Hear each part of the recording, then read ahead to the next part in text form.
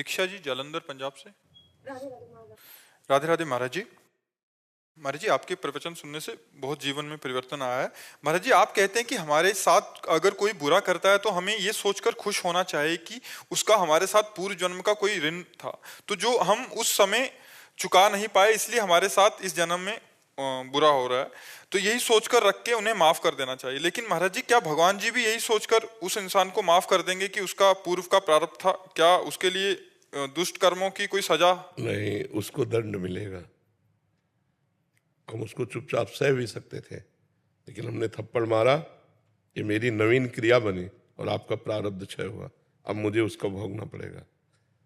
हमारे अंदर प्रेरणा हो रही, संयोग भी बना, आप गलत भी किए हैं, लेकिन क्या भारत सरकार ऐसा आदेश करती है क्या? आप सोचो, भगवान की तो बात छोड़ो, क्या भारतीय सरकार, हमारे कानून में ऐसा है क्या? रिपोर्ट करो, ऐसा है? रिपोर्ट करो, मतलब कानून अपने हाथ में नहीं ले सकते आप।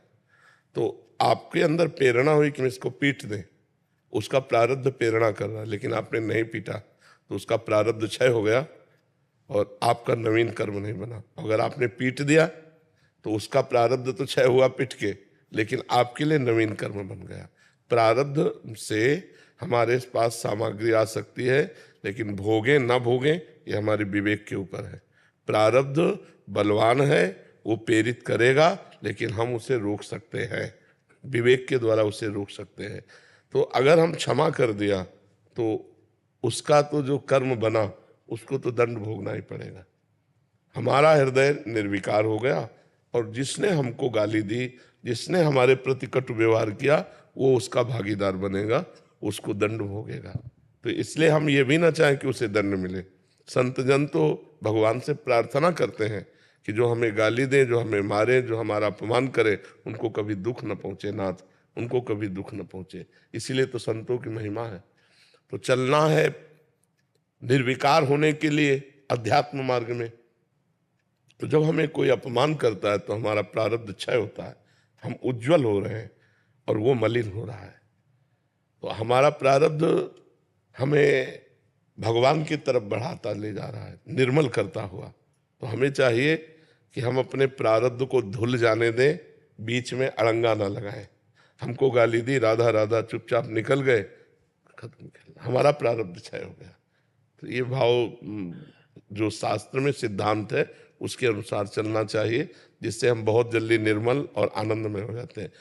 संसारिक बुद्धि से सोचा जा सकता है कि एक बार गाली दी, अगर मैंने क्षमा कर दिया तो अगली बार और गाली देगा, वो गाली देने लायक नहीं रहेगा। तुम क्षमा करके तो देखो, उमा क्षमा साप होते भारी, अपने कर्म जाय अपकारी। उसको ऐसा दंड मिलेगा कि दोबारा आपसे बोलेगा नहीं, क्योंकि मालिक है ना, इस जगत का मालिक है, वो देख रहा है। अगर 10 बार आपको उससे अपमानित होना लिखा है तो अपमानित होना पड़ेगा, लेकिन 10 बार का अपमान का जो परिणाम उसके पास आएगा वो भूलकर किसी का अपमान नहीं करेगा। भगवान सबके ऊपर विराजमान है, इसीलिए उनको ईश्वर कहते हैं। उनका शासन में थोड़ा देरी तो होगी, लेकिन अंधेर नहीं होगी। देरी इसलिए होगी कि बहुत बड़ा हिसाब किताब है, और फसल आज बोई जाती है तो आज थोड़ी काट ली जाती है, 4 महीना 5 महीना बाद ही उस फसल को हम काट पाते हैं। ऐसे जो हम कर्म कर रहे हैं उनका कालांतर में दंड या पुरस्कार मिलता है, तुरंत तो नहीं मिलता है। हर कर्म का फल तुरंत नहीं मिलता है। बड़ा कर्म हो जाए, जैसे किसी संत की अपमान वृत्ति बन जाए, तो फिर तुरंत लागू हो जाएगा। साधु अवज्ञा तुरंत भवानी, कर कल्याण अखिल के हानि। मर्जी नहीं तो फिर नरक में मिलेगा अगर यहाँ का छूट गया तो। हाँ बिल्कुल, वो भगवान का विधान है। हाँ बिल्कुल, उसको भोगना है, अवश्य में भोगना ही पड़ेगा। युधिष्ठिर जी से भगवान ने कहा कि इतना कह दो अश्वत्थामा हतो, अश्वत्थामा मारा गया, तो उन्होंने बुद्धि लगा दी, नरो या कुंजरो, तो नरक दिखाया गया। कि केवल आदेश था इतना कि अश्वत्थामा हतो बोलो, तो उन्होंने लगा दिया नरो कुंजरो। उतने में भगवान ने संकट ध्वनि की और द्रोणाचार्य जी ने अश्वत्थामा हतो, मारा गया। ये युधिष्ठिर बोल रहे हैं, इसका मतलब सत्य।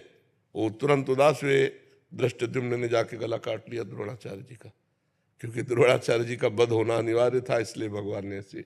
तो अगर आप अपनी बुद्धि लगाकर झूठ बोले तो आपको नरक दिखाया गया युधिष्ठिर जी को, और कहा जहां ये विचलित हो जाए वहीं पूरा हो गया इनका नरक।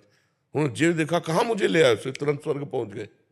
क्योंकि एक शब्द का जो, और यहाँ कितना बड़ा हिसाब किताब है। इसलिए भगवान का नाम जप करे, भगवान की शरण में हो तो जीवन आनंद में हो जाएगा। नहीं इतना लंबा हिसाब किताब कि हम भोग भोग के मरते रहें बार बार तो भी हम अपने कर्मों का हिसाब नहीं पूर्ण कर पाएंगे। वो भगवान ही माफ कर दे तो बात बनेगी। भगवान की शरण में हो जाओ, भगवान का नाम जप करो, सब ठीक हो जाएगा। ये जो बीमारियां आती हैं ये अंदर एक दुख आता है जलन से लेकर, अंदर की जलन से लेकर बाहरी भारी विपत्ति तक, ये सब हमारे कर्मों का फल है। कर्म का फल अच्छा आया अंदर के लिए, और अंदर चिंतन बढ़िया होने लगा, मुस्कुरा रहा है, अब आनंद में डूबा जा रहा है। और कर्म का फल बिगड़ा, अब ऐसे व्यक्ति का चिंतन करा रहा है कि वो जल रहा है, बेमतलब जल रहा है। चिंतन कर्म का फल उसको भुगताने के लिए अब घंटों जल रहा है उसी विषय को सोच के, और घंटों एक आनंदित हो रहा है उसे। इसलिए अच्छे कर्म करो, उसका परिणाम अच्छा होगा, बुरे कर्म करोगे उसका परिणाम बुरा होगा। डिप्रेशन आदि यही बुरे कर्म का ही परिणाम। सब कर्मों के अनुसार, अंदर से एक जलन की रेखा से लेकर भारी से भारी विपत्ति तक सब कर्मों का फल है।